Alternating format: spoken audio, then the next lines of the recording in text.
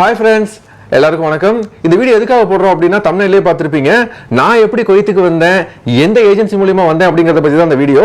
So எந்த agency மூலமா வந்தேன் அப்படின்னு தெரிஞ்சுக்கிறதுக்கு முன்னாடி மேக்ஸிமம் வந்து வெளிநாட்டுக்கு வரவங்க ஏமாறாம யாரும் வந்ததே கிடையாது. இந்த வீடியோ நான் எதுக்கு போடுறேன் அப்படின்னா நான் நிறைய வீடியோஸ் போடுறேன். அந்த கமெண்ட்ல பாத்தீங்க அப்படின்னா எப்படி போய் குவைத்து வருது, எப்படி போய் வெளிநாட்டுக்கு வருது, எல்லா டிராவல்ஸும் ஏமாத்துறாங்க.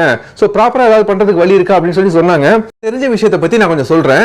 மேக்ஸிமம் டிராவல்ஸ் அப்படின்னு போனாலே இங்க வந்து நல்ல ப்ராப்பரா வெளிநாட்டுக்கு அனுப்புறவங்களை விட ஏமாத்துறவங்க தான் அதிகமா இருக்காங்க. அதுல நான் பார்த்த வகையில கோயம்புத்தூர், சென்னை இந்த ரெண்டு ஊர்ல தான் பாத்தீங்கன்னா மெஜாரிட்டி ஆஃப் ரொம்ப அதிகமான ஃப்ராட் ஏஜென்சிஸ் இருக்கிறாங்க நான் பார்த்த வகையில. செகண்டரி பாத்தீங்கன்னா நாகர்கோவில், கன்னியாகுமரி. ஏன்னா நான் வந்து கிட்டத்தட்ட ஒரு 10 வருஷமா வந்துட்டு வெளிநாடு ப்ராசஸ், இந்த வெளிநாடு ப்ராசஸ் பண்றவங்களோட டிராவல் பண்ணிட்டு இருந்திருக்கேன். ஸோ இந்த ரெண்டு ஏரியாலையும் வந்துட்டு எல்லாருமே ஏமாத்துறாங்க நான் சொல்ல கிடையாது, ஏமாத்துறவங்களும் இருக்காங்க. அந்த மாதிரி ஊருக்கு போறவங்க மட்டும் கொஞ்சம் சேஃபா இருந்துக்கோங்க. இப்போ நான் குவைத்துக்கு வந்தது பாத்தீங்க அப்படின்னா நான் எந்தெந்த ஊர்லயோ வந்துட்டு வெளிநாடு போறதுக்காக எந்தெந்த கண்ட்ரிக்கோ போகணும்னு ட்ரை பண்ணிக்கிட்டு இருந்தேன். சரி, நிறைய ஊருக்கு போனேன், எங்கேயுமே வந்துட்டு ஒரு ட்ரஸ்டபிள் கிடையாது.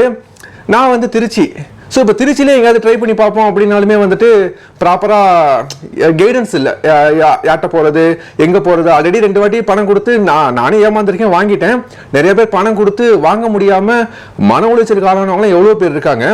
அந்த வகையில் இப்போ நான் வந்து குவைத்துக்கு வந்திருக்கேன். நான் வந்து இப்போ ஒரு டிராவல்ஸ் மூலியமாக வந்திருக்கேன்னு சொல்கிறேன் அப்படின்னா அந்த டிராவல்ஸுக்கு வந்து நான் ப்ரொமோஷன்லாம் பண்ண கிடையாது. அந்த டிராவல்ஸில் காசை வாங்கிட்டு நான் பேசுகிறேன்லாம் இல்லை. திருச்சியில் வந்துட்டு அல் அரப் அரஃபான்னு சொல்லிட்டு ஒரு டிராவல்ஸ் இருக்கு. அந்த டிராவல்ஸ் மூலியமாக தான் நான் வந்தேன். எனக்கு தெரிஞ்சு நான் வந்து இந்த ஒரு 10 வருஷத்தில் பார்த்ததில் அந்த டிராவல்ஸ் எனக்கு பெஸ்ட்டாக தான் இருந்துச்சு. ரேட்டுமே சரி, சர்வீஸும் சரி, எல்லாமே ரொம்ப ப்ராப்பராக தான் பண்ணிக்கிட்டு இருந்தாங்க. ஏன்னா இங்கே வந்து வீசா வர்றதுக்கு முன்னாடியே பணத்தை வாங்குற ஏஜென்சி தான் இருக்காங்க. மோஸ்ட்லி வந்து வீசாக்கு பணம் கட்டாமல் அப்ளை பண்ணிட்டோம் அப்படின்னா லாஸ்ட் மினிட்ஸில் வந்து கேன்சல் பண்ணுறாங்க அப்படிங்கிறதுக்காக முன்கூட்டியே வந்துட்டு பணம் கேட்குறாங்க. ஆனால் என்ன அப்படின்னா இதையே ப்ளஸ்ஸாக எடுத்துகிட்டு பல டிராவல்ஸ் வந்து முன்னாடியே பணத்தை வாங்கிட்டு முன்னாடியே ஓடிடுறாங்க. ஸோ யாருமே ப்ராப்பராக வர முடியல. இந்த அல் அரப் அரஃபாவை பொறுத்த வரைக்கும் பார்த்தீங்கன்னா வீசா வந்ததுக்கு அப்புறம் தான் ப்ராசஸே பண்ண ஆரம்பிச்சாங்க, அந்த பணமே கேட்க ஆரம்பிச்சாங்க. ஸோ அந்த டிராவல்ஸும் சரி, அங்கே வேலை பார்க்குறவங்களும் சரி, உண்மையிலேயே வந்து நல்லா சர்வீஸ் பண்ணிட்டு இருந்தாங்க. நீங்கள் எந்த டிராவல்ஸ் மூலியமா வந்தீங்க? நான் குட்மேன் குளோபல் அந்த இதுல இருந்து வந்தேன். எனக்கு என்ன ப்ராப்ளம்னா எப்படின்னா வந்து சப்போஸ் நான் எல்லாருக்கும் சொல்றது அதான், உங்களுக்கு ஃபர்ஸ்ட் ஆஃப் ஆல் வந்து ஏஜென்சி இருக்குல்ல, ஏஜென்சி சைடுக்கும் அந்த கம்பெனிக்கும் நல்ல எப்படி சொல்றது, நல்ல கனெக்டபிள் இருந்தால் மட்டும் நீங்கள் வாங்க. ஏன்னாச்சே நான் வந்தேன், நானும் குட்மேன் குளோபல் இருந்து வந்தேன். ஆப்போசிட்ல வந்து அங்கேருந்து சொல்றவனுக்கும் இங்கே கம்பெனிக்கும் சம்மந்தமே இல்லைன்னு சொல்றாங்க. ஏன்னா அங்க ஏஜென்சி பேர் சொல்றேன், இல்ல எனக்கு அதுக்கு சம்மந்தமே இல்லைன்னு சொல்றாங்க. கரெக்ட், இல்ல நீங்க சொல்றது கரெக்ட் தானே. இப்ப நாங்களுமே இங்க ரோட்ல நிறைய பேரை பேசும்போது அங்க சொன்ன ஒரு வேலையும் இங்க நாங்க பாக்குற வேலையும் வேறையா இருக்கு. அண்ட் சொன்ன சம்பளமும் இங்க தர மாட்டேங்கிறாங்க. வேற வழி இல்லாம நம்மளும் வந்துட்டோம், திரும்பி ஊருக்கு போனோம். ஏன்னா நம்மளே ஆல்ரெடி கடன் வாங்கிட்டு தான் வெளிநாட்டுக்கே வந்திருக்கோம். இது பிடிக்கல அது பிடிக்கல, திரும்பி ஊருக்கு போயிட்டு மேற்கொண்டு கடன்காரன் ஆகிறதுக்கு பேசாம இங்கே இருந்துரும் சொல்லிட்டு தான் நிறைய பேர் இங்க வந்துட்டு இருக்கிறாங்க. ஸோ அந்த வகையில டிராவல்ஸ் ப்ராப்பரா இன்டர்வியூ அட்டன் பண்ணி வர மாதிரி இருந்தா உங்களுக்கு ரொம்ப பெட்டர். சில பேர் வந்து பணத்தை கட்டி டிராவல்ஸ் மூலமா அவங்க ஏற்பாடு பண்ணி அனுப்பிச்சு விட்டுறாங்க. ஆனா டைரக்ட் கம்பெனி இன்டர்வியூஸ் வந்து நிறைய ஊர்ல வந்து எடுத்துட்டு இருக்காங்க. நேர்முக காணல்னு சொல்லிட்டு நிறைய விளம்பரமே நீங்க பார்க்கலாம். அது மூலமா நீங்க வந்தீங்க அப்படின்னா நீங்க நம்பிக்கையா வந்துட்டு ஒரு கம்பெனில வந்து ஓகே இந்த வேலைக்கு தான் நம்ம போறோம், இவ்வளவு சம்பளம் நமக்கு கிடைக்கும் அப்படின்னு சொல்லிட்டு உங்களுக்கு ஒரு ஷூரிட்டி இருக்கும். அது இல்லாம நிறைய பேர் வந்து டைரக்டா ஏஜென்சி சொல்றாங்கன்னு சொல்லிட்டு இங்க வந்துட்டு கஷ்டப்படுறவங்களும் இருக்க தான் செய்யறாங்க. இதை தவிர்த்து நீங்க வேற ஏதாவது பார்த்தது? அப்புறம் அந்த விசா மேட்ரு. விசா எப்படின்னா உங்களுக்கு இப்போ நீங்க என்ன வேலை பார்க்க போறீங்கன்றத அதுல கீழே போட்டிருப்பாங்க. ஆக்சுவலா அந்த வழியா ஒர்க் இஷ்யூ வந்து என்ன ஒர்க் இஷ்யூ பண்றாங்க அப்படின்றது இருக்கும். எனக்கு என்னன்னா நான் இன்ன வரைக்கும் சரி, எனக்கு நான் என்ன பார்க்க போறேன் வேலை அப்படின்னு சொல்றது இன்ன வரைக்கும் அதுல மென்ஷனே பண்ணல. ஏன்னா சப்போஸ் நார்மலா சொல்றேன், நான் ஒரு கேமராமேனா வரவான்னு வச்சுக்கேன், நான் கேமராமேன் இல்லாம சப்போஸ் வேற என்ன கொடுக்கறது. இப்போ விசா நேம் வந்து எப்படி சொல்றது, வேற வேலை பார்க்க போறேன், சாஃப்ட்வேர் அசிஸ்டன்ட், இந்த சப்போஸ் வேற என்ன நேமு அதே மாதிரி போட்டு கொடுத்தீங்கன்னா அது ரொம்ப இஷ்யூ. அதை கொஞ்சம் செக் பண்ணிக்கோங்க. மற்றபடி வேற எதுனா அதுதான் மேக்ஸிமம் எப்படி சொல்றது, விசா ஒன்ஸுக்கு எத்தனை எல்லாமே அரபிக்கில் தான் இருக்கும். இருந்தாலும் நீங்க டிரான்ஸ்லேட் பண்ணி ஃபர்ஸ்ட் ஆஃப் ஆல் உங்களுக்கு வந்து எல்லா டீட்டெயில் தெரிஞ்சுட்டு அதுக்கப்புறம் மெடிக்கல் போக பாருங்க. ஸோ நான் வந்து இ-காமர்ஸ் கம்பெனியில் வேலை செஞ்சுக்கிட்டு இருக்கேன். அதனால எனக்கு பர்டிகுலராக உள்ள வெளியில் வந்து என்னென்ன நடக்குது அப்படின்னு தெரியல. இவர் வந்து என்னோட நண்பர் சூர்யா. ஸோ இவர் வந்து குவைத்தில் வந்து நிறைய தரப்பட்ட கம்பெனியில் ஒர்க் பண்ணிட்டு பல தரப்பட்ட ஆளுங்களுடைய நட்பு வட்டாரத்தில் இருக்கிறதுனால தான் இவரை பேச விட்டுருக்கேன். நான் பேசுறதை விட கண்ணால் பார்க்குற இவர் பேசினா கரெக்டாக இருக்கும் அப்படிங்கிறதுக்காண்டி தான் இவரை பேசுறதுக்காக நான் உட்கார வச்சிருக்கேன். வெளிநாட்டில் வந்து நல்லா சம்பாதிக்கலாம், நல்ல ரிச்சாக இருக்கலாம், நல்ல பெரிய லெவலில் வரலாம்னு நினைச்சிட்டு இங்கே வர நிறைய பேர் வந்துட்டு ரொம்ப கஷ்டப்பட்டுட்டு தான் இருக்காங்க.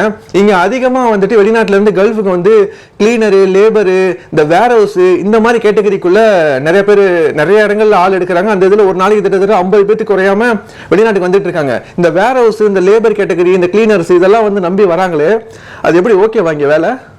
அப்படி நீங்க வந்து என்னன்னா என்னை பொறுத்தளவுக்கு நீங்க அங்க படிச்ச வேலைக்கும் இங்க செய்யற வேலைக்கும் ரொம்ப டிஃப்ரெண்ட் இருக்கு. ஏன்னா நீங்க அங்க படிச்சிருப்பீங்க எப்படின்னா ஒரு இப்போ டிகிரி படிச்சவனா இங்க வந்து கிளீனரா லேபரா வேலை செஞ்சுட்டு இருக்கான். இப்போ நான் பார்த்த வரைக்கும் எம்எம்பர் அதிபர் தான் இந்த டிப்ளமோ படிச்சுட்டு அங்கெல்லாம் கம்பெனியில் வேலை செய்வான், கம்பெனியில் போவான், வேலை செய்வான், வந்துட்டே இருப்பான். 8 hours போனோமா வேலை செஞ்சோமா வந்த மாதிரி இருக்கவன். ஆனா இங்க வந்து எப்படின்னா லேபர் வேலை பார்த்துட்டு இருக்கான்.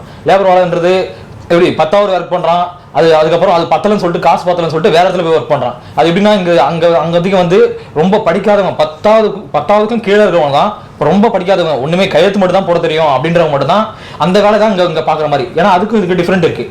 அங்க படிச்சவங்க மட்டும் தான் படிச்சவங்களே எப்படி சொல்றதுன்னா இந்த நார்மல் வேலையை கம்பெனி வேலையை விட அதையே எப்படி சொல்ற எதிர்க்கிறவங்களா இருக்காங்க. இங்க அந்த மாதிரி இல்லை. சரி வந்துட்டோம் நம்ம ஃபாரின்ல ஒர்க் பண்றோம், என்ன ஒர்க் பண்ணாலும் பரவாயில்ல, காசுக்காக என்ன வேணாலும் பண்றான் அப்படின்ற மாதிரி ஆகுறாங்க. நானும் அது மாதிரி பல ஃபர்ஸ்ட் ஆஃப் ஆல் வந்த புதுசுல நான் அந்த மாதிரி காசு தான் மேட்ரு, காசு தவிர எது கிடைச்சாலும் பரவாயில்ல அப்படின்ற மாதிரி இருந்திருக்கேன். ஸோ இப்போ வந்துட்டு பார்த்தீங்கன்னா நீங்கள் வந்து என்ன படிச்சிருக்கீங்க, உங்களுக்கு என்ன திறமை இருக்குது, அது ரிலேட்டடாக நீங்கள் டேரக்ட் இன்டர்வியூ அட்டன் பண்ணி இங்கே வரது பெட்டரு. அதை விட்டுட்டு ஊரில் பொழப்பு இல்லை, இங்கே ரொம்ப மன உளைச்சல் காலம் இருக்குது, இங்கே ரொம்ப கஷ்டப்பட்டு இருக்கேன், அதனால கொஞ்சம் காலம் வெளிநாட்டில் போய் சம்பாதிச்சிங்க வந்து நம்ம ஏதாவது பண்ணலாம் அப்படின்னு சொல்லிட்டு நீங்கள் வந்தீங்க அப்படின்னா இங்கே வந்துட்டு இப்போ ஒரு குத்து மதிப்பாக உங்களுக்கு 35,000 சம்பளம்னு வச்சுக்கோங்களேன். கொய்த்து நிலவரத்தை நான் சொல்கிறேன், ஓவராலாக கல்ஃபுக்கே இது பொருந்தும். 35,000 சம்பளத்துக்கு நீங்கள் இங்கே வரீங்கன்னு வச்சுக்கோமே, இங்கே வந்துட்டு எப்படியுமே வந்து நீங்கள் தான் சாப்பாடு பார்த்துக்கணும். ஸோ சாப்பாட்டுக்கு ஒரு அமௌண்ட் போயிடும், மொபைல் ரீசார்ஜ் இருக்கு, முடிவெற்ற செலவு இருக்கு, இதுவே கிட்டத்தட்ட ஒரு அமௌண்ட் போயிடும். அது இல்லாம வாரத்துல வந்து எப்படி ஒரு நாள் லீவ் கொடுப்பாங்க, அந்த ஒரு நாள் லீவ்ல நீங்க வீட்ல ரூம்ல இருக்க மாட்டீங்க, எப்படி வெளியில போகணும், இல்ல வெளியில எங்க ரவுண்ட் அடிக்கணும், நீங்க பஸ்ல போகணும், பஸ் காசு இருக்கு, வெளியில போனீங்கன்னா ஹோட்டல்ல சாப்பிடணும், எப்படி நம்ம டீ குடிக்காம இருக்க போறது இல்ல. ஓவராலா பார்க்கும்போது இந்த 35,000 எவ்வளவு நமக்கு ஓரளவுக்கு இருக்கும். மேக்ஸிமம் வந்து நீங்க நார்மலா எவ்வளவு எப்படி சொல்றது கரெக்டா செலவு பண்ணால் கூட 25,000 28,000 தான் அதிகமா வரும். ஏன்னா உங்களுக்கு சாப்பாடுக்கே 5,000க்கு மேல போயிடும். அப்புறம் உங்களுக்கு இந்த செலவு இருக்கு, பிரஷ், பேஸ்ட், அப்புறம் தங்குறது, இல்ல வெளில போறது, சம்டைம் என்ன வாங்குறது. சப்போஸ் நீங்க வெளில போனாலே மினிமம் ஒரு எப்படி சொல்றது ஒரு கேடினாலே 250 ரூபா போயிடுது.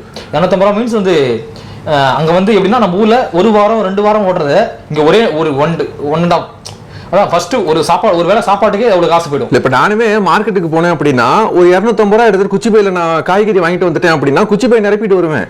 நான் 3000 காய்கறி வாங்கிட்டு வரேன், 2 கேரி பேக்க அரை தான் இருந்துகிட்டு இருக்குது. ஸோ இங்க எக்ஸ்பென்சிவ் அவ்வளோ அதிகமா இருக்கு. ஊர்ல நீங்க நினைக்கலாம் 35,000 சம்பளம் கொடுக்குறாங்க, இவ்வளவு சேர்க்கலாம் அவ்வளவு சேர்க்கலான்னு.